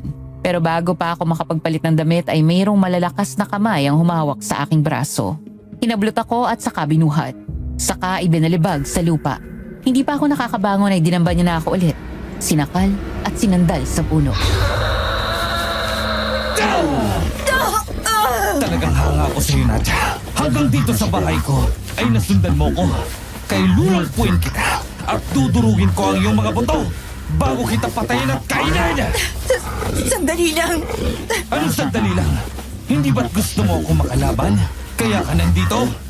Pwes, Lumaban ka! Hindi ako maaawa sa'yo! Ivan, nasasaktan ako! Kung ganoon, ay kilala mo na pala ako. Dapat ka na talagang mamatay. Hindi ako papayag na maging kasangkapan mo pa ang asawa kong si Winnie para gawing pain sa akin. Tatapusin na kita! Ivan!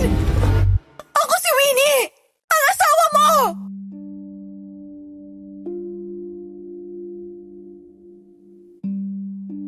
Nagulat si Ivan nang marinig ang sigaw ko. Hindi niya itinuloy ang pagdukot sa aking puso. Unti-unting nawala ang galit sa kanyang muka. Tapos ay inalis niya ang suot kong bonnet. Nang makita niya na ako nga ang kanyang asawa, ay binitawan niya ako. Tumalikod siya para ikubli ang nakakatakot niyang muka. Parang nahiya siya sa akin. Humihingal habang kinokontrol ang kanyang galit.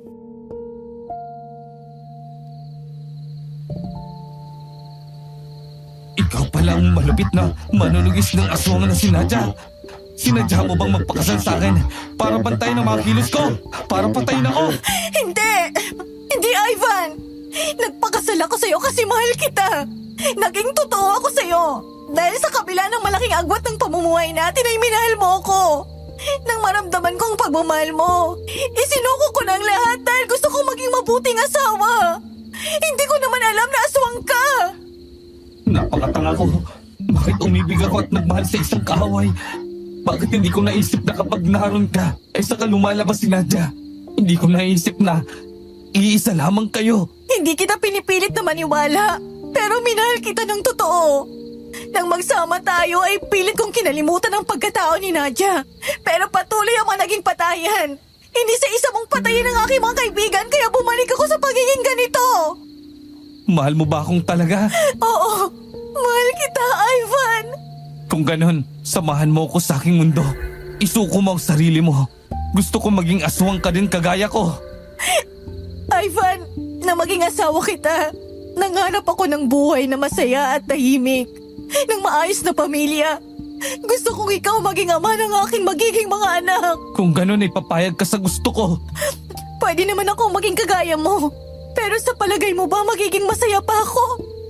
Magkakaroon ba tayo ng masaya at tahimik na buhay kung gabi-gabi makikipaghabulan tayo sa mga taong gustong pumatay sa atin? Mahal na mahal din kita, Winnie. Gusto kong maging masaya ka. Kung material na bagay ang hihilingin mo, makakaya kong ibigay yun sa'yo. Pero ang pinapangarap mong buhay, hindi ko kayang ibigay dahil magkaiba tayo. Meron naman sigurong ibang paraan, di ba? Meron. Yun na yung paglayo sa'yo para magkaroon ng katahimikan sa lugar na to. Aalis ako at hindi na babalik. Pero pakatandaan mo na minsan dumaan sa buhay mo na mayroong nagmahal na isang kagaya ko. Ivan, baka may iba pang paraan. Huwag kang umalis. Huwag kang umalis. Patawad. Paalam. Mahal ko. Ivan!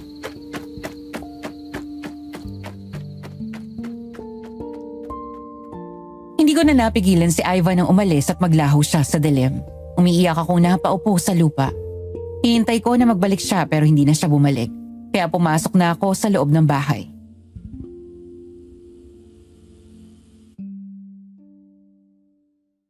Sa aming kamay nahiga ako pero natiling nakabukas ang pintuan.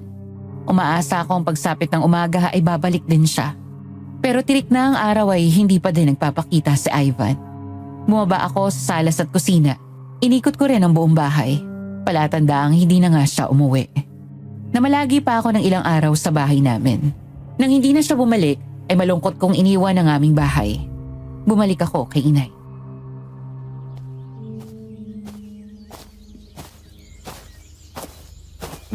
Bakit nandito ka? Bakit dala-dala mo na yata ang lahat ng damit mo? Dito na po ulit ako titira. Ano bang nangyari sa inyo ni Ivan? Nasaan na ba siya? Hindi po kami nag-away. May negosyo lang po siya na inaasikaso sa kabilang bayan. May matatagalan doon, kaya sabi ko babalik muna ako dito. Kasi nakakainip sa malaking bahay kung nag-iisa lang ako. Ganun ba? Sus, may yung bata ka. Akala ko naman ay nag-away kayo kaya ka nag-alsa balutan. Halika na nga dito. Pumasok ka sa loob. Kumain ka na ba? Hindi pa nga, Nay. Ano bang niluto niyong ulam dyan? Abay, adobong manok na labuyo. Nakahuli sa kakahuyan ng tiyododong mo. Nako, ayos po yan. Sige nga, Nay. Kakain po ako.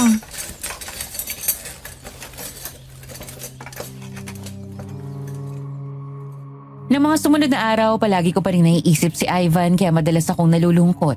Kaya naman muli akong bumalik sa ulingan para doon ubusin ang aking oras. Halos maghapon ako doon araw-araw. Tahimik naman sa aming lugar kaya wala nang dapat ipangamba. Hanggang ilang buwan pa ang matuling lumipas. Habang nag-aahon ako ng mga uling ay dumating si inay.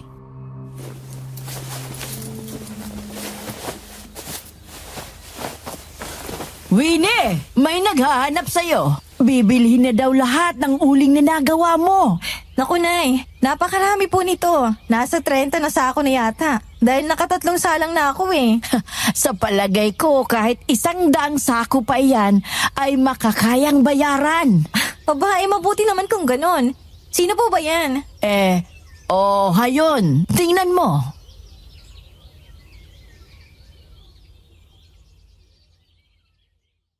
Nang lingunin ko ang direksyong itinuro ni inay, nakita kong nakatayo sa di kalayuan si Ivan.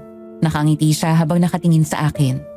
Hindi agad ako nakakilos. Paano ay tinatansya ko ang aking sarili kung totoo ba ito o panaginip lang. Nang tumulo ang aking luha at marahang humakbang ang aking mga paa ay sinalubong na ako ni Ivan. Niyakap niya ako ng mahigpit at ramdam ko ang pag-iyak niya kagaya ng pagluha ko. Luha ng kaligayahan dahil muli ko siyang nakita.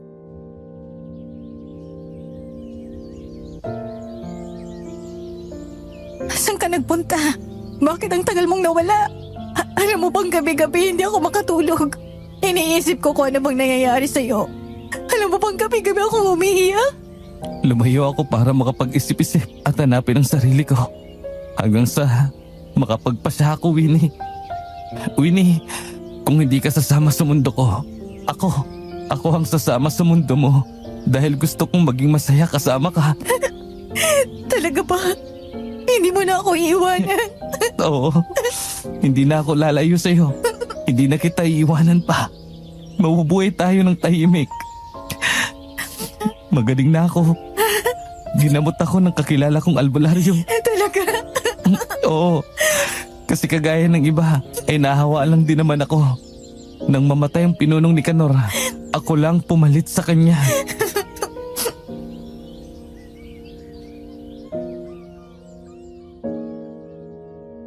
Sa magandang balita na narinig ko ay lalo kong napaiyak at lalong humigpit ang yakap ko kay Ivan. Dahil pagkatapos ng maraming pagsubok at pakikipagsapalarang dumaan sa aming buhay, ay nakamit din namin ang katahimikan at kaligayahan. At yan po ang kwento ng aking buhay at pag-ibig. Salamat po sa pagbibigay buhay sa aking kwento. Mabuhay ang inyong channel at God bless.